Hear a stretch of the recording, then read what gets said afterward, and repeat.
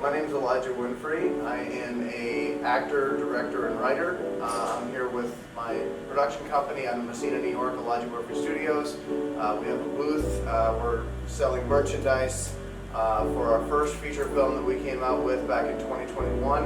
And we're also promoting our upcoming sci-fi comedy, which I'm sure we'll talk about. Awesome. My name is Laura Thorne, and I'm here with a couple of different hats on. So I'm here with Hey Alec Productions, who are videotaping, which is my media company, and we have a TV show called Off the Wall and Up Close that is an arts and culture-based travel reality show that we are trying to promote America's next best cities to live, which includes Syracuse, Watertown, and other places like that.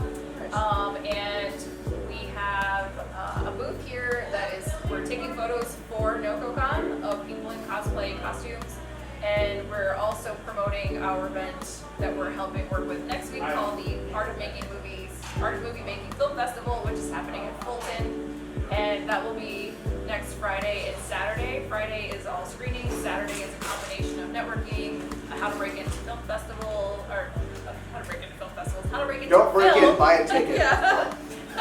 How to break into film for creatives. The Art of Movie Making Film Festival is all about the behind the scenes and below the line workers. So we are helping promote artists and all of the endeavors that we do and creatives. So being here at the con is, we're here because this is where people who do costumes and makeup and horror and all that good stuff are, and hoping to encourage them to come to our event next week. So, just a quick question for you. So, with your film festival, like, what made you guys want to take on that type of, I'm going to say headache, but it's like a really great thing that you guys are doing, but like, that's a lot to organize an event. So what made you guys want to do a film festival, especially for those below the line workers in the first place? Yeah, I appreciate that question. So we are artists and creatives ourselves. I've been a photographer since I was 14. My business partner, Althea, is an amazing watercolor, acrylic designer, painter, everything. So we've kind of worked in the space with helping artists elevate for several years. That's kind of how we partnered up on the TV show and other things. So she's been helping artists with kind of boosting their marketing. And I have been from the business space, and I also do business consulting, helping artists with their strategy and with how to get organized and things like that. And so we both have this interest in helping artists get back, more back than what they give for the economy, and improve things, and really bring more attention to how arts is key for culture in any city. And so the film festival came about because we were actually promoting our TV show last year and put it into a bunch of film festivals. And we were just kind of recognizing that there wasn't a place for people, for the artists to be recognized. And we're also really big on mentoring. None of us had any mentors really to speak of growing up. So we're like, okay, how do we put something together that really helps people build their resume and break into film for people who don't really have it? And we just had conversations with people who are doing special effects, the students and stuff that we work with. You know, how do they get any credibility? I also have friends who have built props for major movies, and the movies flop, and then they kind of flop with it, even though the work they did was really good. Right. So we also want to kind of separate and have a platform for people to pull out their art separate from the film. Of course, you still need permission from your director producer to submit your work, but you can submit for the 2 minutes your prop was in the movie, and that's all we're looking at. We're not judging the rest of the movie. Well, that's really awesome. So first, thank you for doing that. Like that's awesome. For me, I got into filmmaking back in 2013, where I started. I actually made a Batman fan film because I'm really big into Batman. Oh, I love Batman. That's awesome. Riddler is my favorite character, and I got an opportunity to play the Riddler in this fan film. It helps when you write it; you can kind of wiggle your way in.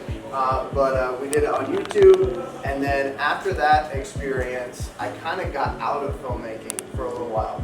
And my wife and I actually started what was called Upstate Comicon in Messina, New York. So we used to run conventions, and I just always had that itch to say, like, I want to get back. I want to go back into movie making.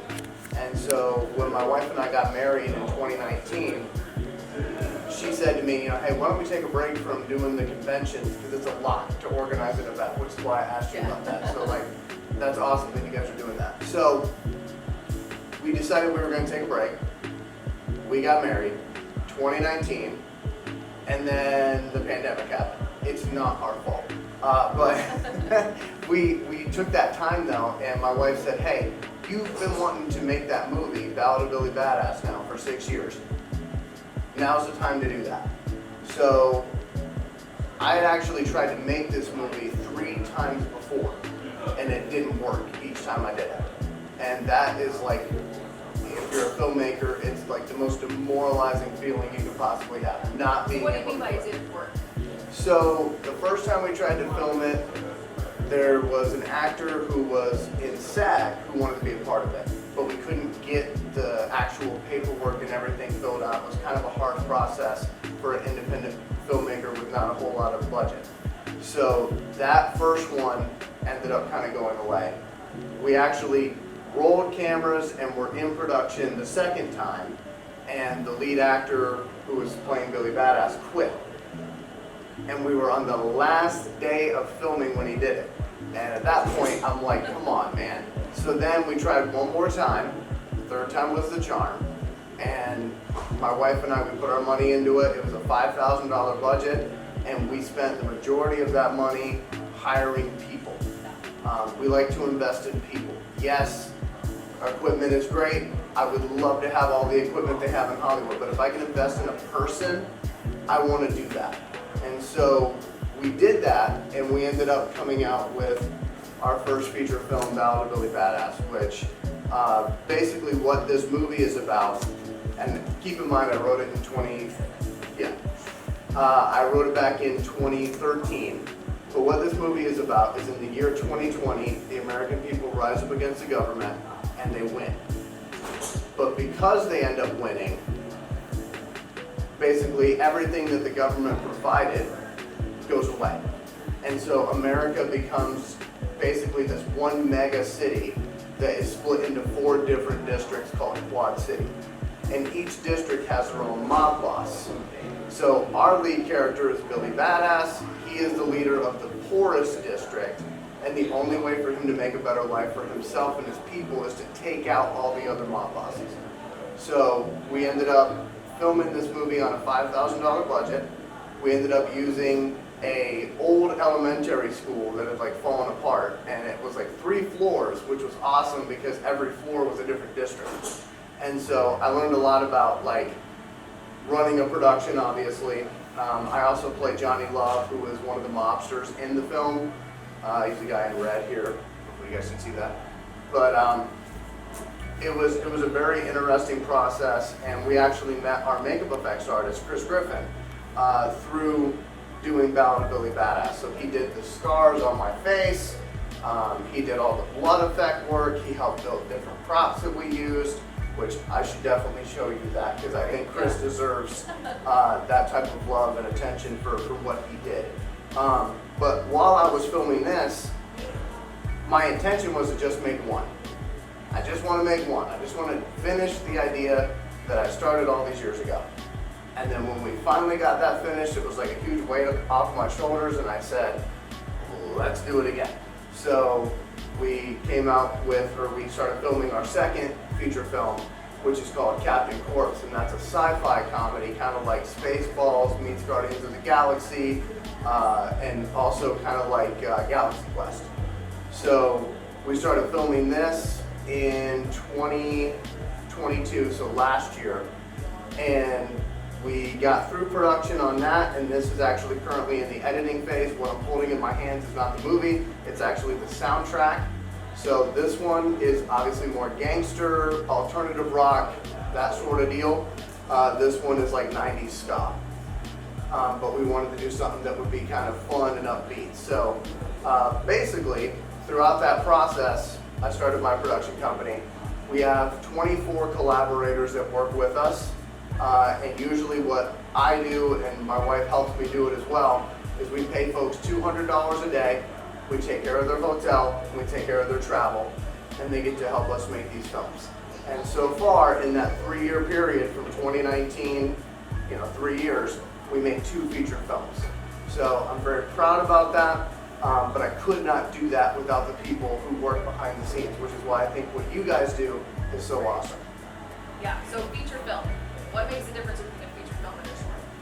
So the way that I've always heard it defined is anything 60 minutes or more is a feature film, anything 45 minutes or less is a short film, and anything in between 45 and 60 is like, can we find a song to get it to 60? Or something else, like a mid-credit scene. But this movie here is actually 2 hours and 5 minutes long, and Captain Corpse at the moment, because we are in the editing stage, it's like an hour 45. And one of the main things that I do with my films, and I would encourage this to anybody who might watch this later or anybody who is here in the room, if you're making your film, you might as well go the extra step and complete the idea. There's a lot of people that'll do like a 5-minute short film. Nothing wrong with that, like get out there and make those short films. But if you're gonna do it anyway, go ahead and get your full idea out there. And that way you can, put it in a theater, which is what I did with Ballad of Billy Badass. We actually did a one-night premiere. We had 50 people show up, which I think is awesome, because when they're showing up for a movie they don't know much about, I'll take it. So, and we actually did that on Memorial Day weekend because I didn't look in my calendar to see that that was coming. So I was like, oh great, it's a sunny day, like no one's gonna show up. And then all these people did, and we were actually playing the movie in a theater that hadn't been open for like 8 years. So it was like a big grand reopening thing. So whenever we come out with Captain Corpse, our plan is to do more one night only premieres so that we can get the word out there more. Awesome. Do you do film festivals with them? That's my hope. It's interesting because like with Ballad of Billy Badass, it is a gangster film, so it's not like family friendly.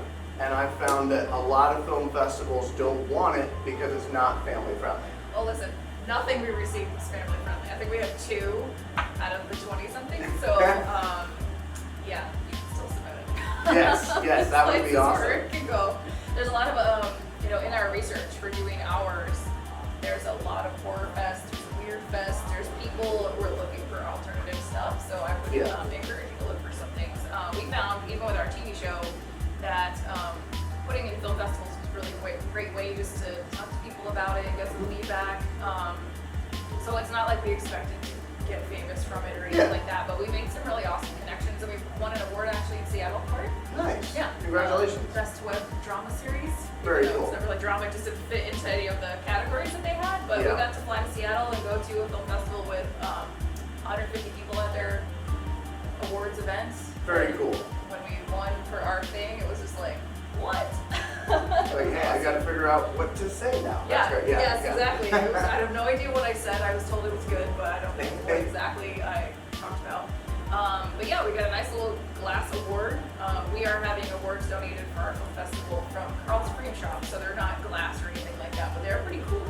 Yeah, I mean, anytime you can get recognition for what you do, and like what you guys are doing, it's not just about the directors, it's not just about the guy on the poster, it's about the people behind the scenes, and I love that. I love that you guys are doing Well, that. LD and I are very supportive of the underdogs, so we want to help people who don't normally get the credit or don't want people who always get the attention to keep getting more attention.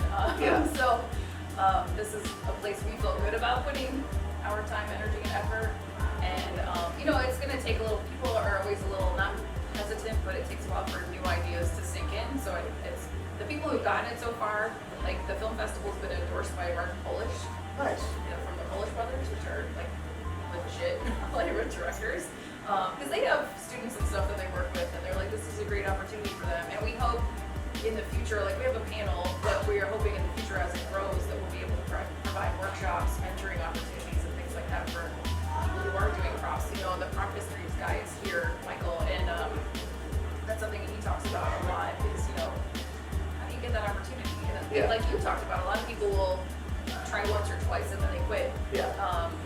Because they don't see a path. There isn't a clear path. Like everyone is different. So you just have to, like I was just gonna do one film, but now you're like, nah, I'm doing more. Now we have like 10 in the pipeline that we're working on. But like, just to kind of piggyback off what you're saying, this is one of the things that I've tried to get out there to anybody that I've met at Nococon or anywhere that I get the privilege of talking. Because I look at it as a privilege. Nobody has to give me their time. I'm not entitled to that. So when they do, I really appreciate it.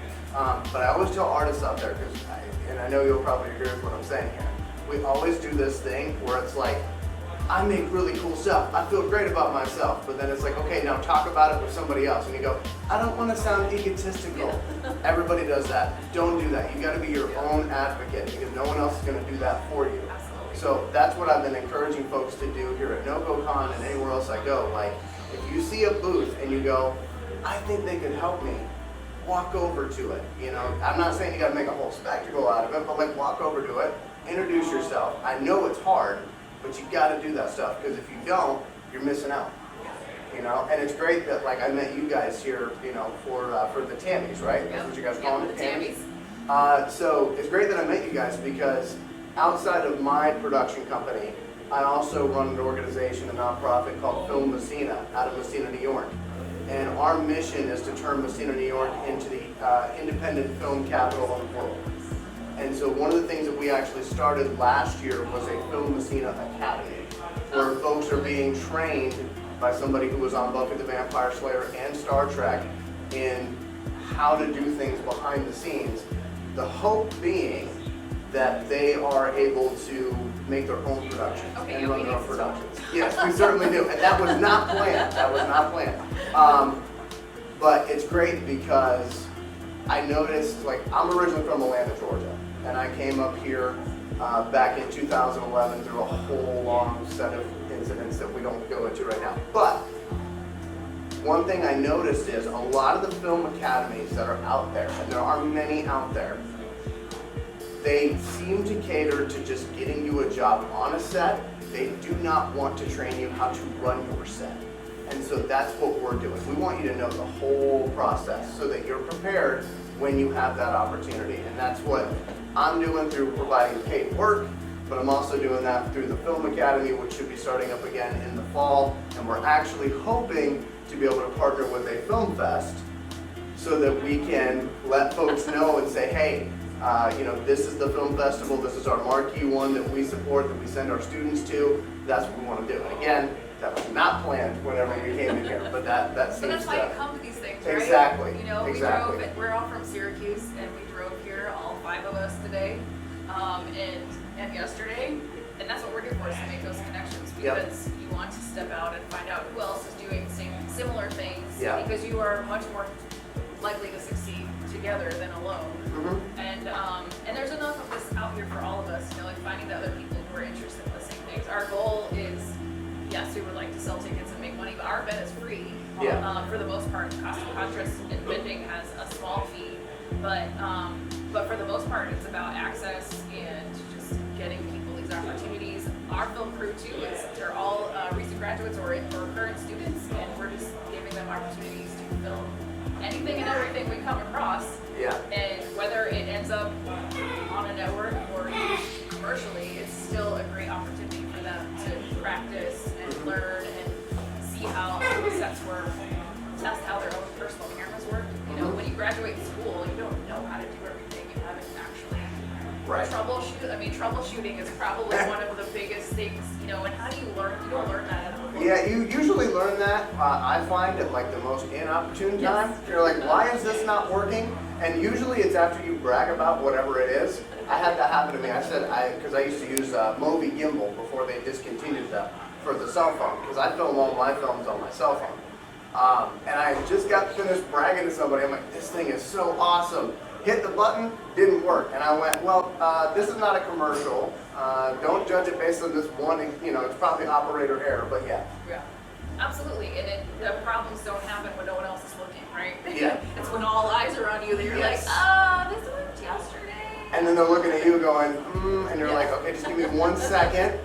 Yeah, no, I certainly get that. And, you know, one thing that we did in Messina that I'm really proud of, because I've been working at it for a while to get this done, is we actually established a film permitting process. And I should probably back up and say, and this is not me like plugging a Film Messina commercial, but you know, folks need to know about this program if they don't. So you probably do. So just act surprised for me, that would help. So in New York State, there's an amazing film tax credit program. And for folks who don't know anything about film tax credits, basically back in the 90s, a lot of television shows went north of the border. They went to Canada because Canada had better tax credits to help folks make their movies and TV shows happen. Well, the states wanted to get those productions to come back. And so different states came up with different tax credits. And where I'm from in Georgia, they have a 20% tax credit.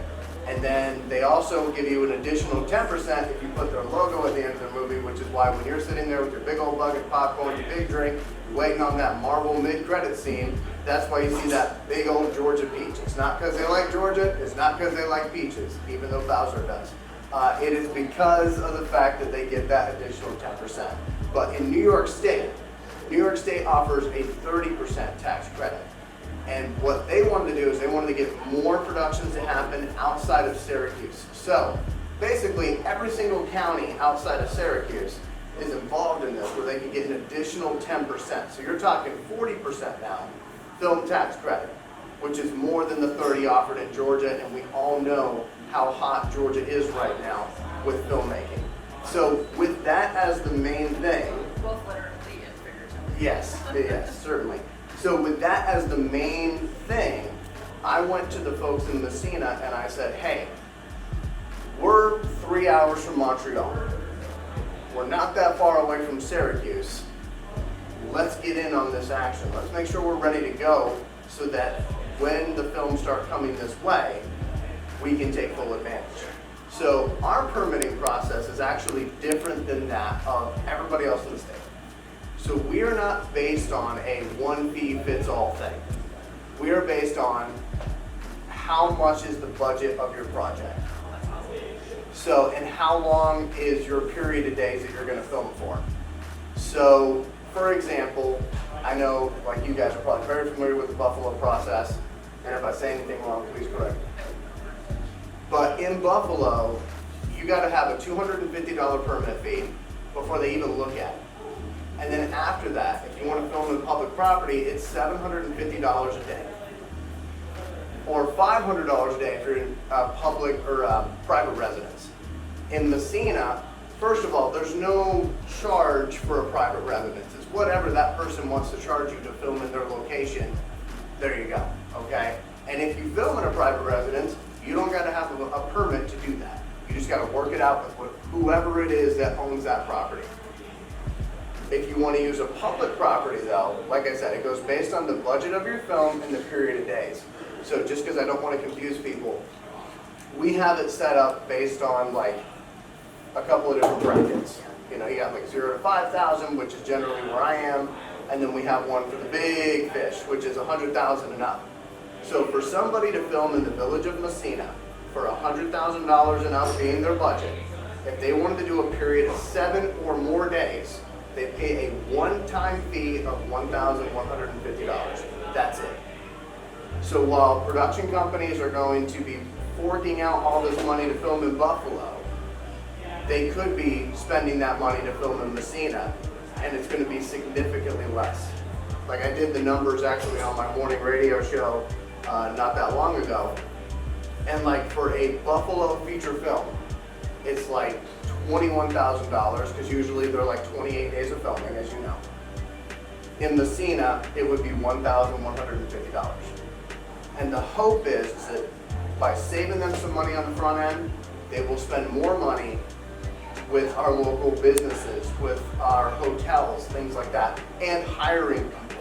And that's another reason why we started the Film Academy, because there's nothing worse than having a film production come to your town and then they want to hire people and nobody there knows how to hold a camera. So we want to make sure that the locals are educated, that the permitting process is simple enough, but also efficient, you know, because we want to keep everybody safe. And make sure that there are opportunities in our area. So I'm very proud of the work that I've been blessed to do through that. And it's my hope that someday soon when, you know, somebody says, hey, I filmed in Messina, you don't go, where's that? And then I have to say South Canada. Instead I can say, you know exactly where that is. So that's our hope. Yeah, that's awesome. So what kind of opposition, or did you find that the city was, you know, amenable to that change? So the village of Messina didn't have anything in their code having to do with film. And so the reason why this came about is actually because of a couple of experiences I had with local police, okay? None of them were bad, but they could have been very bad, okay? So on Ballad of Billy Badass, our lead character carries a shillelagh because he's Irish.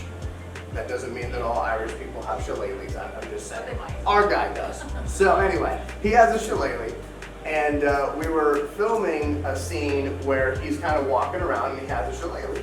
Well, somebody called the police and said, there's a guy walking around with a beaten stick or something like that. I don't know exactly what they said.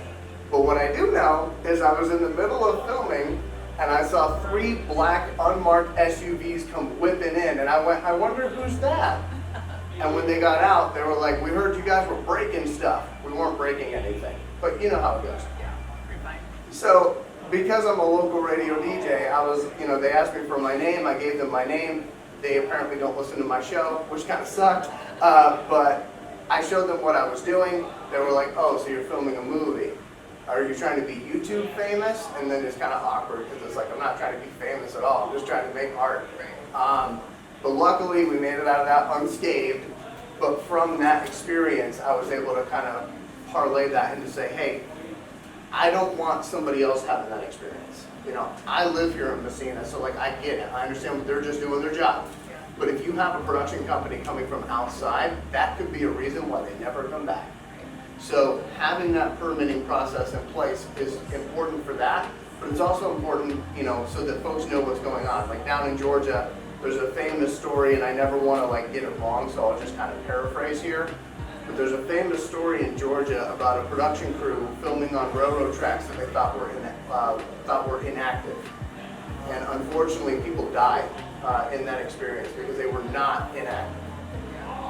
And so having a permit in place is a big reason, that accident maybe wouldn't happen.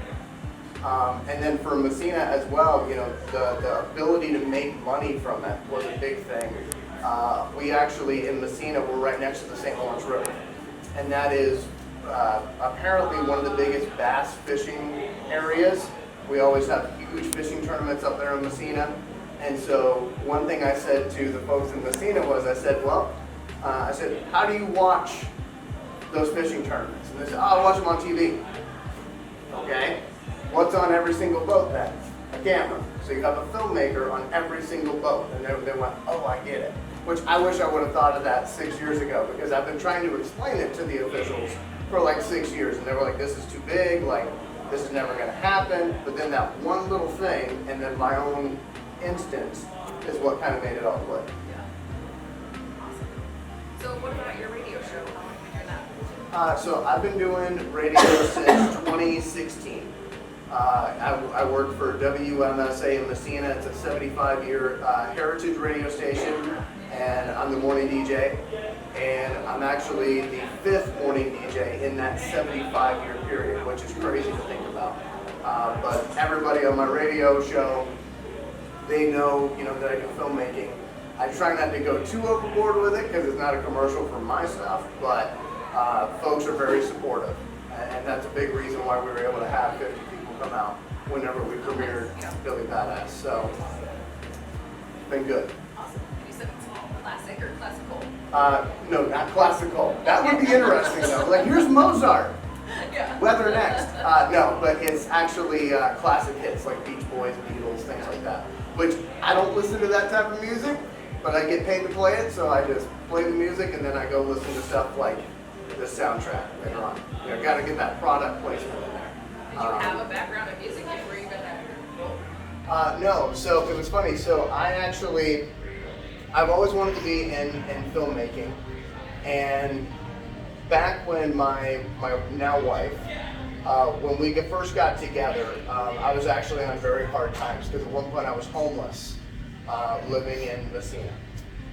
And I was on food stamps and cash assistance and that sort of thing. And one of the things, this is going to be a long story, so forgive me.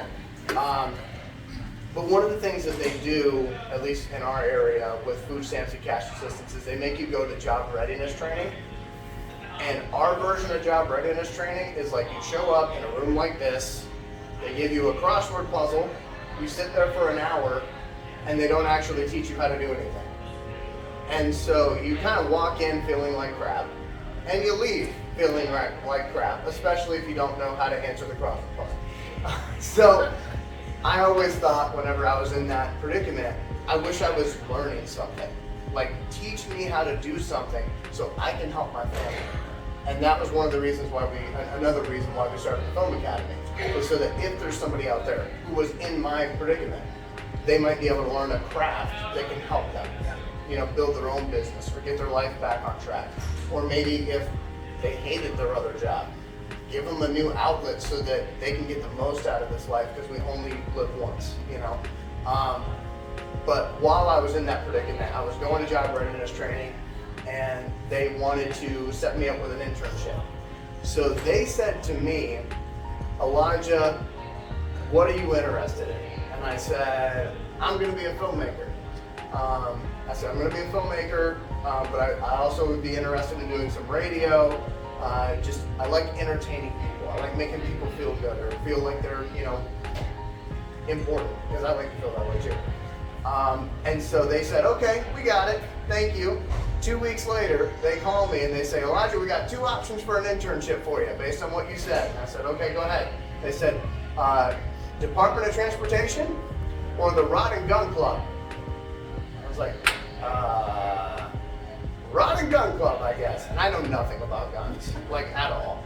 And so whenever I went to work for the Rod and Gun Club, it was like mowing the lawn, like clipping, you know, like trimming the hedges or whatever you do with hedges. So that's what they had me do. And I remember distinctly, there was a 4-wheeler attached to like a lawn cutter. And on the 4-wheeler, no joke, it had 2 speeds, turtle and rabbit. And that was how you did that. So they told me one day, they said, go out there and cut the grass, Elijah. And I said, sure, like, I'll do that, whatever. So I'm out there cutting the grass, and I realized I don't know how to stop, because I don't drive 4-wheelers. So they said, go put it back up in the building. And our project that week was to do fresh siding on the building. So I drive this thing up there. I get off of the 4-wheeler without turning it off or putting it in park, not thinking, because I don't know how to do that. And I start walking away. And this 4-wheeler started climbing the siding and ripping it off. No. And they were like, clutch, clutch, clutch. And I'm like, the only clutch I know is Tom Brady. Sports fans will get that. But anyway, yeah, so whenever they did my evaluation form at the end, they said, Elijah's a good person. Outdoor work might not be for him. And so through that, I ended up getting an internship at the radio station, and I've been there ever since. So That is definitely a random yeah. career opportunity. And every time I share that story on the radio, because I get asked to actually tell that story multiple times throughout the year, it's because the guys in the Rod and Gun Club still talk about it. They're like, yeah, like he ripped up our siding, and they like me over there. But that's something they always get a kick out of. Right. So you screwed up royally, and then but ended up in a better place. Yes, So, yes. Much like many of my favorite comic book stories, you know, you screw up enough to get into the right situation. So. Yeah, great. Do we want to just like take questions? Yeah, we can take questions. And again, I do also have a second feature film that we haven't really talked about that I can answer questions on too.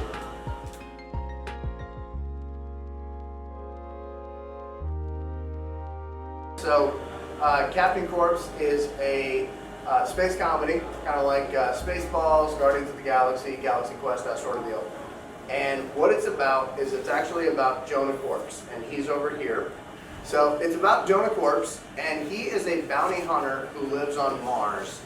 And basically it's the year 2050, and folks with privilege are living on Mars.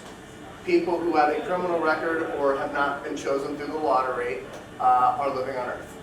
And Jonah goes after the folks that the intergalactic marshals don't want to. So like the marshals are like the governing body, and the bounty hunters go pick up whatever they don't want to pick up. So they pick up the scraps. Jonah is the leader of a crew of 3 people. So there's Jonah, there's Jonesy, Beckett, and Rami. And Rami's actually the character that I'm wearing on my shirt today. Just a little bit about those characters, just briefly. Rami does not talk. All his comedy is through physical comedy. Okay, like think like what Jim Carrey used to do like back in the 90s. He still does it now, but a lot of people remember Jim Carrey in the 90s very vividly. That's what Rami is, but he doesn't talk. Beckett is somebody who wants to be, but never is. So like he wants to be the weapons guy, but he knows nothing about weapons. He wants to be the ladies' man, but he's got no game. Like that's Beckett in a nutshell, but he's hilarious. And he's actually the pink guy, which we do have shirts of him at our booth. And then you have Jonesy. Jonesy is the second in command. She is the one who actually makes sense. She knows what she's doing, but nobody listens to her. So she's always trying to infuse her opinion and kind of the right way to go about stuff in when everybody else is acting crazy. But Jonah's biggest issue is he's a bounty hunter who can never actually like make a plan that works. So he wants to marry the girl of his dreams, but her father will not give him his blessing. So he's got to figure out a way, one, to make this whole crew work, make a plan that actually works, and second, to get that blessing. And that's kind of what we follow in this story. Again, when people ask about it, I always say Guardians of the Galaxy, Galaxy Quest, Spaceballs, that sort of deal. And the reason why we wanted to go that direction with it is because you don't see a lot of sci-fi comedies. It's a lot more of like this race taking on this race, big battle, big CGI battle, and that's not really what we're doing here. In fact, it was funny, and I don't know what type of movies you watch, but when our editor got the footage, he said, Elijah, is there a soundtrack you want me to listen to while I edit? And I said, 10 Things I Hate About You. And he went, what? And I said, just listen to it and watch the footage. We were talking about that movie this morning. That's one of my favorites. Yeah, that's one of my favorites. I said, 10 Things I Hate About You, listen to that soundtrack, you'll get what I'm talking about. And so he did, and then we started making our own soundtrack, which I will encourage, filmmakers out there, try to do a soundtrack for your film.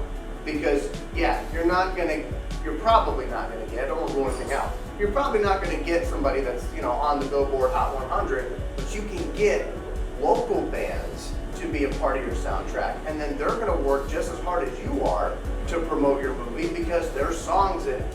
So get out there, make your own soundtracks. That's what we did for Billy, and that's what we did for this. But we went with ska music for the feeling in that 90s ska music, which is a lot of fun. When I say ska, people go, what are you talking about?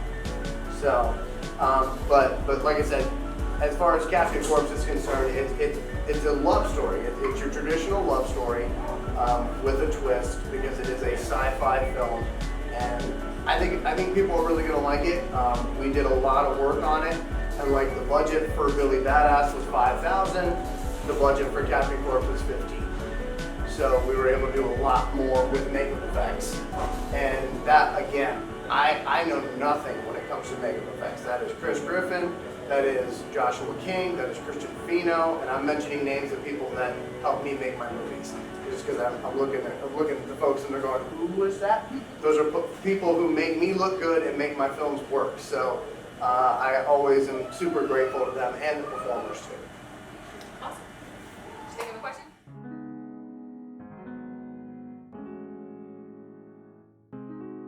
I would imagine it'd probably be probably an hour 30, hour 40.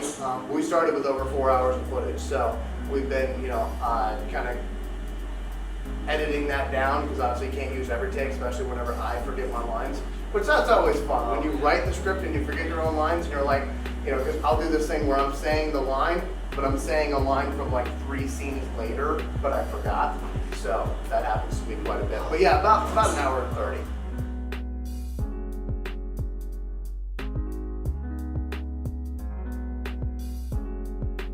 A little bit, yeah. A little bit, yeah. I usually say Jim Carrey because some folks don't know about Charlie Chaplin. But yeah, that Charlie Chaplin, Three Stooges, that sort of deal. But it was a lot of fun because you kind of look at a character, and if they don't say a line, sometimes that makes you more interested in them because you're like, oh, what's going on with that person? Or I wish I knew more about that one. So we just try to make all of our characters look interesting. All of them have their own quirks.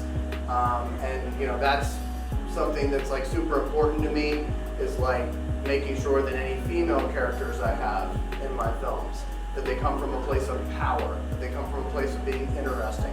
They're not just there to fill space. And I try to make sure I do that with all of my characters.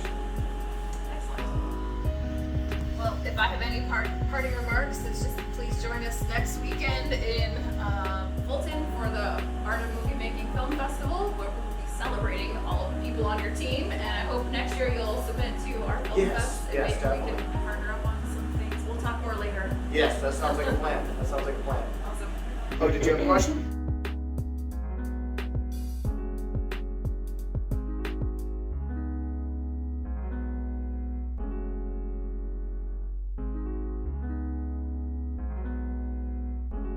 Okay, great question.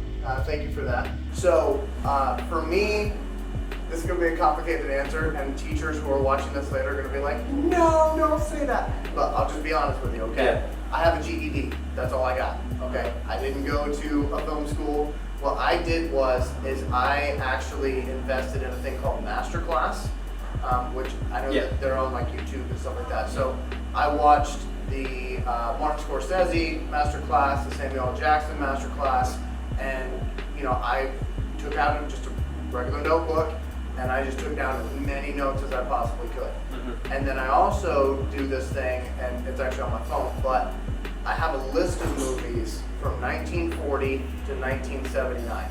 And that's not an area of movies that I usually would watch, but I wanted to watch it. That was my film school, was going and watching these films and saying, okay, when they didn't have CGI, when they didn't have all these other things, how did they do what they did? Right. And just a quick story for you, but might be helpful. I watched Citizen Kane. And Citizen Kane for me was one that I always heard people talk about, but I wanted to see what the hype was about. So when I watched it, I tried to picture it kind of like a movie about Bruce Wayne. If Bruce Wayne was not Batman, it was just Bruce Wayne. Okay? That helped me, and as a comic book fan, that might help you whenever you're watching it. Yeah. But one of the things I loved about it was it is in black and white. And it was the first movie that the director had ever done. He had never done anything else. So a lot of the things that people look at and they go, oh, that's super cool, like that was groundbreaking. It's groundbreaking because he didn't know he was breaking ground. Nobody told him he couldn't do it that way. So, hey, no one's gonna tell you how to do it, then you just kind of figure it out as you go. But one of the things I love about that movie is the fact that they don't use like 1 day later, 3 days later when they're transitioning. They just change the clothing of the characters. So like, for example, you're sitting at Thanksgiving dinner, you're wearing a Thanksgiving sweater. I don't know if those even exist, but just follow me. Yeah. So you're wearing a Thanksgiving sweater, okay? You get up with your plate, you go to the sink. Camera is looking at your back, okay? So we've already seen you wear this Thanksgiving sweater, but when you go to turn around, now you're in a Christmas sweater. You didn't have to tell the audience 3 days later or a month later, you just showed them. Yeah. And when I saw that, it was like, oof. And that made me like, be able to remember that. So it's kind of a combination of, finding those resources out there, like Masterclass or, the stuff on YouTube. A lot of those guys did go. They have student loans. You don't. So, take what they're giving you and, write those notes. That part is super important. Write those notes. And as far as, whether just to get out there and just start doing it or not, what I would tell you is do some research first. Write your notes first. Like, you got to eat your vegetables. That's the way I always tell you. You got to eat your vegetables. So if you do that work before you start a production, it's going to help you because some of your actors that come in, they're going to be super understanding that it's your first time and they're going to want to help you. And there's other actors who are going to look at what you do and they're going to be like, I don't want to work with that guy again, or I'm going to encourage other people not to work with that person. So you don't want to put yourself in that situation, so that's why doing that research is super important. But yeah, that's kind of what I did. I did the thing where I just went out there and did it, and then learned afterwards. So that's why I'm telling you, learn a little bit before you do it, but then make sure you do it, you know, because it is rewarding. It is a headache, but it is very rewarding as well whenever you see your project all done. I always get emotional whenever I see my project done, because there is a lot of blood, sweat, and tears in it. There is a lot of love and care in it, and I work with great people. So when I see it, I get emotional. So hopefully at some point you get to be emotional about something that you make. And, you know, obviously, you know, something we talked about earlier, the Film Messina Academy, you know, if you can find something like that too, where you got hands-on time being able to work with somebody, I would encourage you to do that, and obviously stop by my booth and fill out an interest form, because we're always looking for folks to be a part of our productions, and that's a great way to learn too. You know, being able to be on somebody else's set where it's not your money invested, it's not your equipment invested. You know, you don't have as much headache, you're just kind of there soaking it all in. Yeah.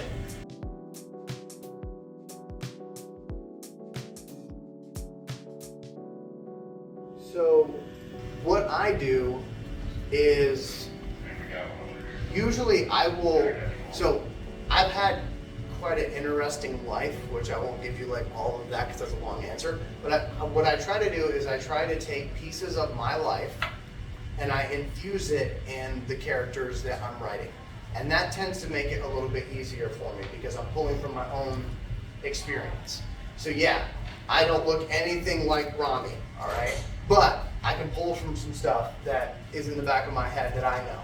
You know, like for my character, Johnny Love, you know, his story is basically, he loses his girlfriend, he loses his infant child, and because of that void in his soul, he fills it with drugs, he fills it with things he shouldn't, and that's why he is the mobster he is. I did not lose an infant son or anything like that, but I was able to pull from tragedies in my own life and be able to infuse that in the character. So I like to use a lot of my own life in it. I also like to watch films. That's a huge inspiration to me, to be able to pull from what other directors have done. Something that I like to tell people when it comes to writer's block: you are never going to write anything original. So take that load right off your shoulders, because people will sit there and they'll be like, I'm not going to write a script until I write something that no one else has ever seen. Well, if you try to do that, you're putting yourself up against thousands of years of storytelling. Don't do that to yourself, okay? You're not going to do like, you're not going to write something that's completely original, but be specific in your writing. And what I mean by that is, like, if I was to tell Laura, right? If I was to tell Laura, I got a film about a man who wants to win the approval of his girlfriend's father. No one's ever seen that movie. Laura would probably say, Elijah, you're nuts. I've seen that movie 8 million times. There's a whole channel on television dedicated to movies like that, okay? But if I was to tell Laura, well, he's a bounty hunter from Mars. He's got one guy who is pink who's got elf ears. He's got another guy who doesn't talk at all, and he's kind of like Charlie Chaplin. Well, you probably haven't seen something like that. And so that's why I tell people, don't worry about being original, worry about being specific in your details. And that right there, when I tell that to people, I literally see the weight lift off of them.